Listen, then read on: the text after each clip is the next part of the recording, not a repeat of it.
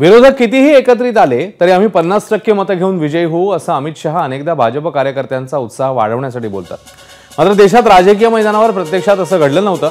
यंदा मात्र महाराष्ट्रातल्या विधानसभा निवडणुकीत भाजप आणि महायुतीने 50%पेक्षा जास्त मतं घेण्याची किमान 1-2 नव्हे तर तब्बल 135 मतदारसंघामध्ये करून दाखवली।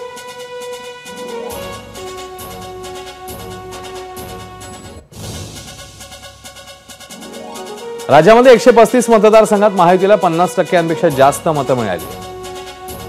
सर्वाधिक 85 ठिकाणी भाजपला 50%पेक्षा जास्त मतदान झालेलं आहे।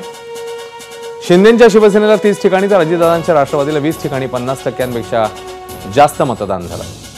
भाजपचे 26 उमेदवार त्यांच्या मतदारसंघामध्ये 45%पेक्षा जास्त मतं घेऊन जिंकले आहेत। तर राज्यातल्या एकूण मतदानात भाजपला सुमारे 27% इतकी मतं मिळाली।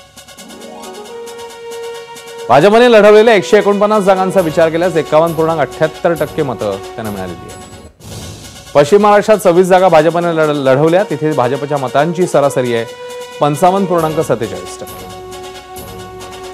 ठाणे जिल्ह्यात शिंदेंच्या शिवसेनेने 9 जागा लढवल्या, शिवसेनेच्या तिथल्या मतांची सरासरी आहे 54%। तर कोकणातही शिंदेंच्या शिवसेनेने 9 जागांवर 50%पेक्षा जास्त मतं घेतली।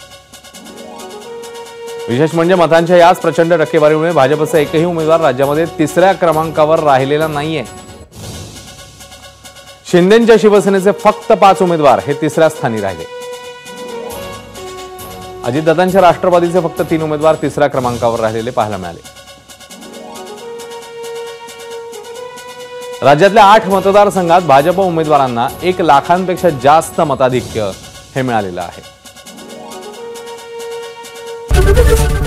एबीपी माझा, उघडा डोळे बघा नीट।